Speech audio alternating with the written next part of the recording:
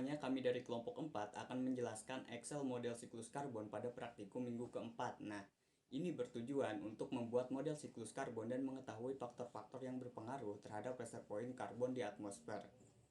Pada sheet pertama ini, kita mengidentifikasi karbon pada masa praindustri, di mana belum banyak penggunaan teknologi mesin-mesin yang canggih dan pabrik-pabrik industri. Pertama, kita harus mencari pengertian dari reservoir karbon yang dilengkapi dengan sitasi pendukung jawaban, baik itu dari jurnal, buku, ataupun yang lainnya. Selanjutnya, kita mencari nilai reservoir karbon dari masing-masing jenis reservoir yang terdapat pada tabel. Nah, dapat kita lihat yang pertama itu reservoir ada dari geologi, termaksud bahan-bahan organik dari fosil. Selanjutnya ada fossil pools dari reservoir geologi, kemudian ada atmosfer, land based oil, vegetasi, terus permukaan laut, intermediate and deep ocean, biota laut, dan terakhir ada sedimen permukaan laut. Nah, untuk nilai-nilai dari masing-masing reservoir ini bisa dicari di jurnal-jurnal internasional. Berikutnya ada kita harus mencari pengertian dari flux karbon dan dilengkapi juga dengan sitasi pendukung jawaban, baik itu dari buku, intinya harus sumber yang terpercaya gitu ya. Pada tabel kedua di sheet 1 sudah dilengkapi dengan nilai fluxnya. Selanjutnya kita mengisi kolom ketiga dengan tanda positif atau negatif. Nah, untuk penjelasannya, tanda positif jika flux menuju atmosfer dan tanda negatif jika flux berasal dari atmosfer atau atmosfer yang mengeluarkan flux. Nah, kemudian kita mencari pengertian gross primary production dan juga dilengkapi dengan sitasi pendukung jawaban yang dapat dipercaya gitu atau sumbernya terpercaya gitu. Oke, selanjutnya akan dijelaskan oleh rekan saya. Ya, setelah berdiskusi ya. Jadi untuk sheet 1 ini yang pertama itu ada pengertian reservoir. Reservoir itu merupakan tempat karbon terakumulasi dan membentuk karbon stok dalam kurun waktu tertentu. Nah, di bumi ini itu terdapat 4 reservoir utama karbon yaitu biosfer, atmosfer, hidrosfer, dan litosfer. Nah, reservoir melibatkan proses kimia, fisika, geologi, dan biologi. Nah, ini terdapat di jurnal Firdaus dan Wijayanti 2019 ya. Terus ada di tabel ini juga ya, dari geologikal itu reservoirnya itu 90 juta ya ini terlihat. Terus ada fossil fuels in the geological reservoir itu ada 3.700. Terus ada atmosfer dengan 597, land based soil vegetation and detritus itu 2.300, surface ocean itu 900, intermediate and deep ocean itu 37.100 ya. Nah, marine biota atau biota laut itu 3. Terus marine surface sediment itu 150 dalam satuan PG ya ini.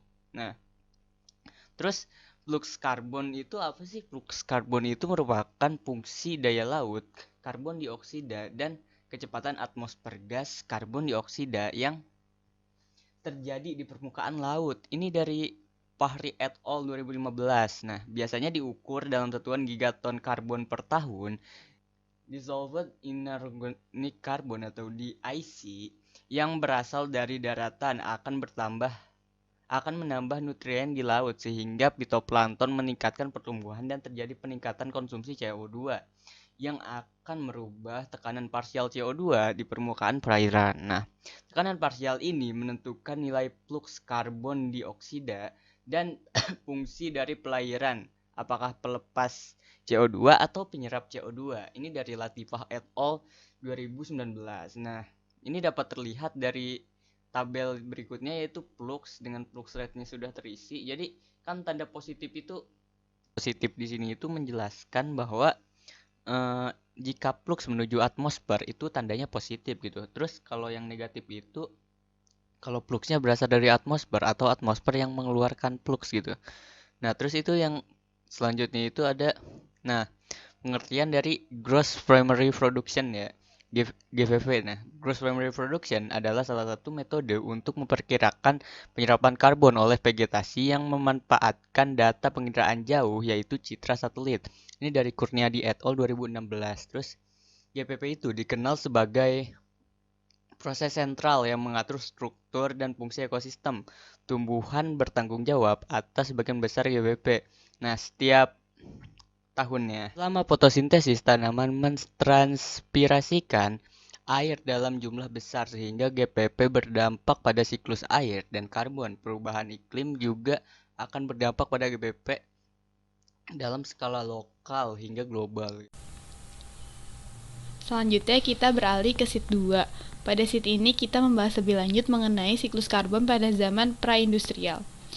Langkah pertama yang harus dilakukan yaitu menyalin skenario yang didapat dari modul ke dalam Excel. Nah, dikarenakan kelompok kita kelompok genap, kita menggunakan skenario kedua yaitu selama 100 tahun terjadi peningkatan vegetasi darat hingga 60% dan laju respirasi pun meningkat hingga 40%. Mengapa peningkatan vegetasi dapat dipengaruhi laju respirasi? Kemudian bagaimana perubahan global ini mempengaruhi konsentrasi CO2 di atmosfer. Kemudian selanjutnya untuk tabel pertama macam-macam nilai reservoir kita link saja nilai yang didapat pada sheet pertama.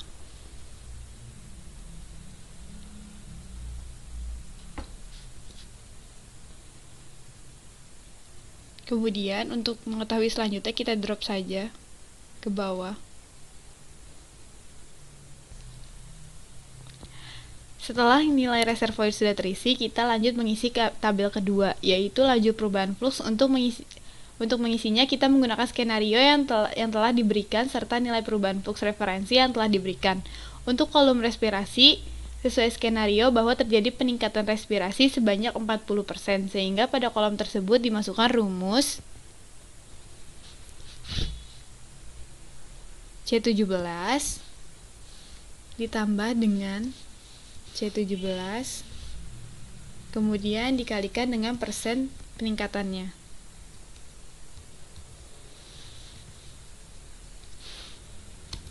Dan hasil yang didapatkan segini. Kemudian untuk kolom GPP terjadi peningkatan sebesar 60%, sehingga kita dapat memasukkan rumus C18 ditambah C18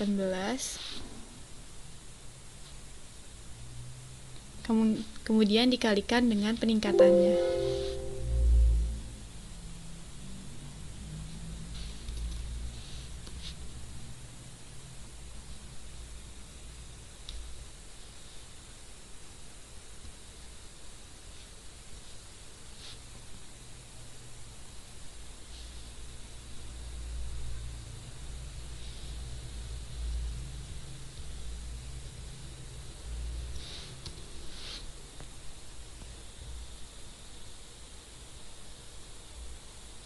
Untuk nilai diffusion of gas serta atmospheric gas di solution karena tidak terdapat pada skenario, maka kita samakan saja dengan nilai referensinya.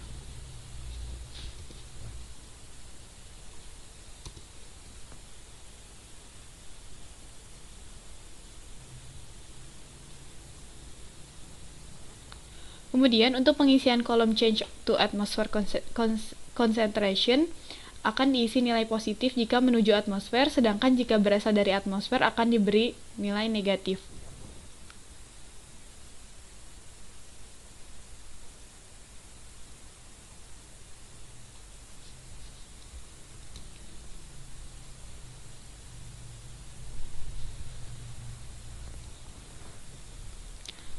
Oke, sudah terisi untuk nilai change to atmosphere concentration. Kemudian kita beralih ke tabel 3. Kita akan menghitung konsentrasi karbon dan CO2 di atmosfer. Untuk kolom atmosfer, nilainya kita link saja dari tabel yang pertama tadi, lalu kita menghitung berapa banyak kandungannya selama 10-100 tahun ke depan dengan rumus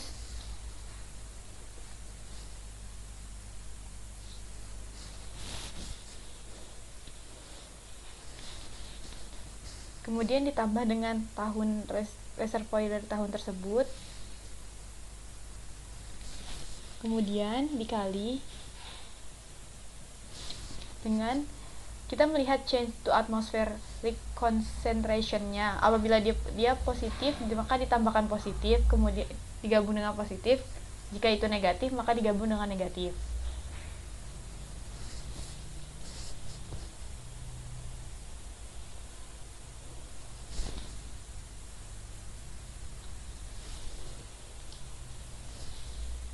kemudian dikurang dengan nilai change to atmosphere concentration-nya yang negatif.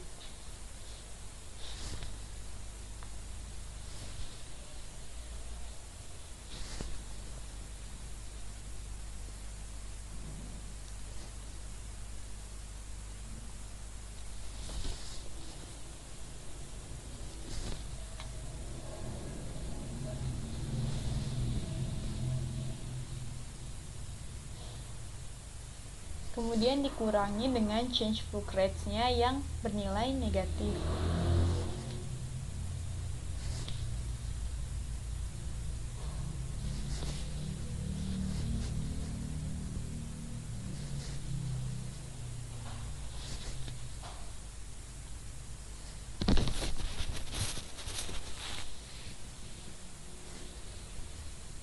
Setelah itu kita akan mengetahui hasil dari nilainya.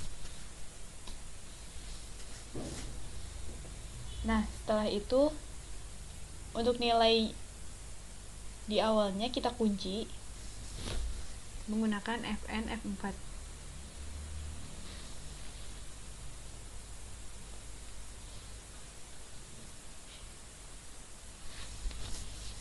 Begitu pula dengan nilai dari changeable flux rates-nya kita kunci, karena ketika akan di drop ke samping maka dia nilainya tidak berubah.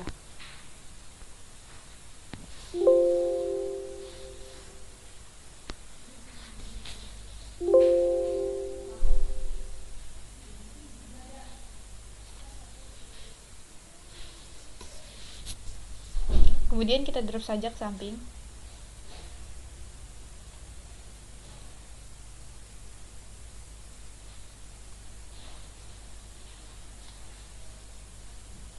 Kemudian sudah didapatkan nilainya.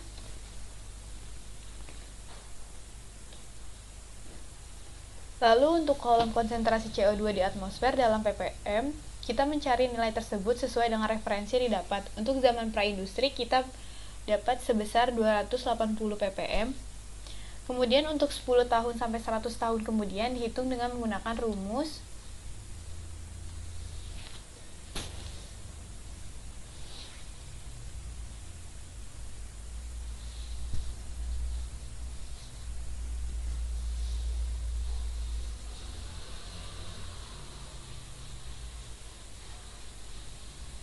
nilai konsentrasi atmosfer CO2 dalam ppm-nya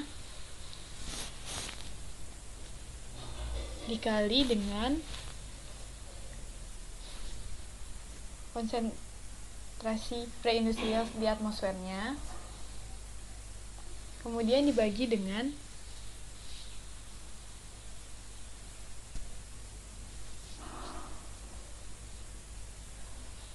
nilai konsentrasi di atmosfernya.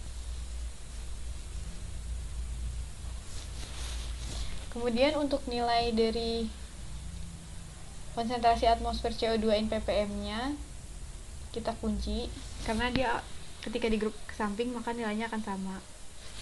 Kemudian begitu pula dengan konsentrasinya yang di atmosfer selama preindustrial.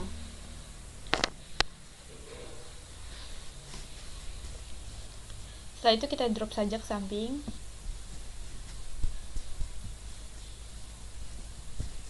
Maka sudah didapatkan nilai konsentrasi atmosfer CO2 dalam ppm. Selanjutnya untuk kolom terakhir yaitu perubahan CO2 di atmosfer. Karena kita mencari nilai perubahan, maka nilai pada kolom praindustrial dikosongkan.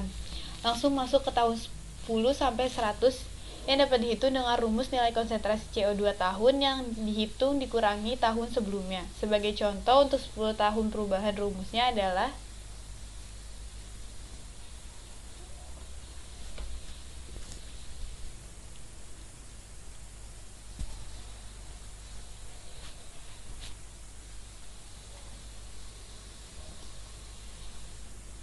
kemudian untuk hasilnya kita drop saja ke samping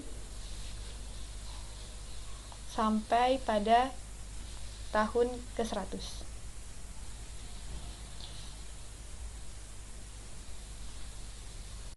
Oke, pada sheet ini yaitu sheet ketiga, akhirnya kita sampai pada perhitungan presence of anthropogenic carbon. Nah, langkah pertama yang bakal kita lakukan adalah melink up nilai reservoir yang sudah didapat pada sheet kedua. Pun begitu dengan nilai fluxnya. Setelah itu, kita cari nilai flux sisanya yang pada tulisan merah ini. Dan nilai ini sudah ada di slide perkuliahan. Oke, lanjut saja. Kita mulai dengan melink up dari sheet kedua.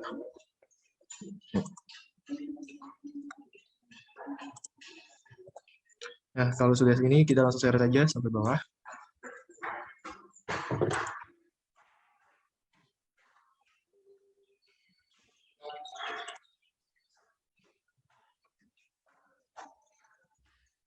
Untuk ini juga kita melink up juga dari sheet kedua.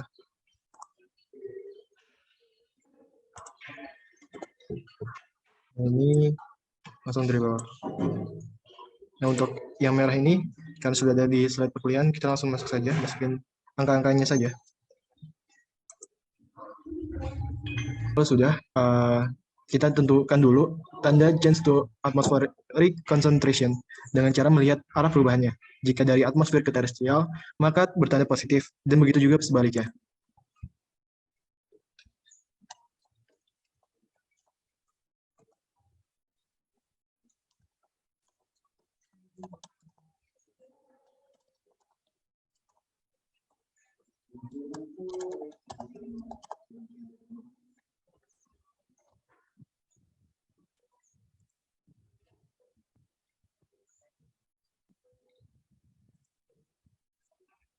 Selanjutnya kita akan mengisi tabel perubahan pada saat pra-industri dulu.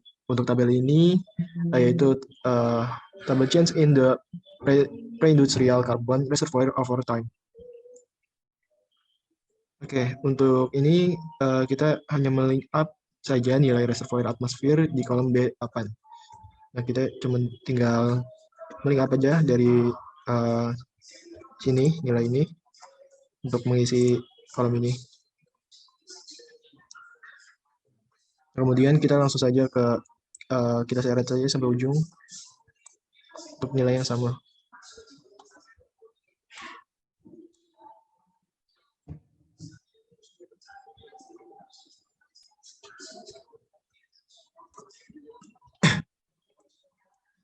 Untuk kolom ini, atmospheric CO2 in ppm, kita juga melink up saja dari sheet 2.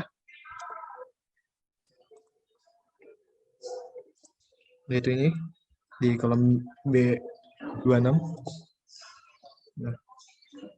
Dan untuk kolom increase in atmospheric CO2 ppm, ini kita nolkan saja, karena belum ada penambahan karbon yang signifikan. Oke, untuk tabel terakhir, yaitu change in the anthropogenic and non-anthropogenic bagian atmosfer pra-industrial, teman-teman hanya perlu melink up dengan nilai yang ada pada kolom B8. Kemudian untuk tahun-tahun kedepannya diperhitungkan dengan cara nilai reservoir atmosfer pada tahun ke-0 atau masa pra-industrial ditambah dengan tahun yang dihitung atau kolom C33. Nah, ini kurang lebih formulanya untuk tabel untuk kolom ini.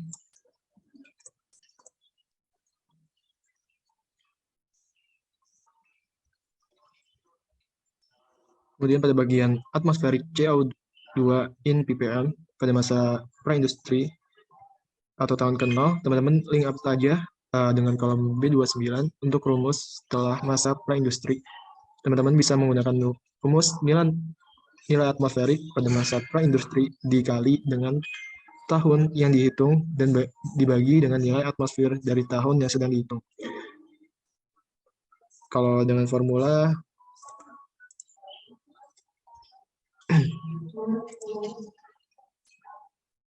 kita menggunakan rumus ini, formula ini. Nah, jika sudah, kita langsung tarik saja sampai ujung.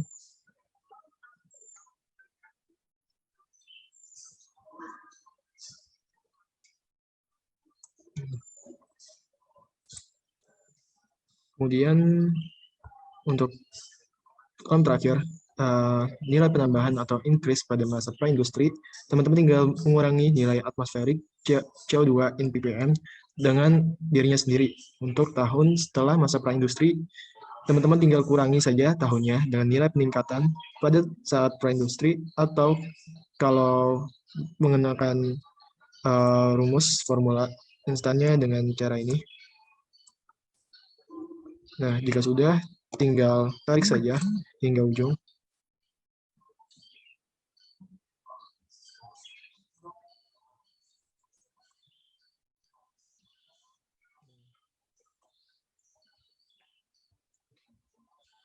Untuk sheet 3 sudah selesai. Jadi teman-teman, kita bakal bahas salah satu grafik yang berada di sheet 4 ini. Kita ambil contoh yaitu grafik 5. Grafik ini menunjukkan grafik konsentrasi CO2 di atmosfer dengan satuan part per million terhadap waktu di masa pre-industrial including anthropogenic. Pada grafik 5 ini menunjukkan konsentrasi CO2 di atmosfer. Dapat dilihat pada grafik di atas bahwa pada masa praindustri atau sebelum adanya industri, konsentrasi karbon dioksida menurun. Emisi CO2 adalah produk sampingan dari aktivitas industri. Aktivitas manusia memiliki dampak langsung pada emisi karbon dioksida atau antropogenik. Terlepas dari kenyataan bahwa sektor industri berkontribusi relatif sedikit terhadap pertumbuhan emisi CO2, jika tidak ada skenario kebijakan yang diadopsi untuk mengatur kenaikan output emisi CO2 dari sektor ini, maka bahaya pertumbuhan emisi akan meningkat, menurut Labiba dan Pradoto tahun 2018.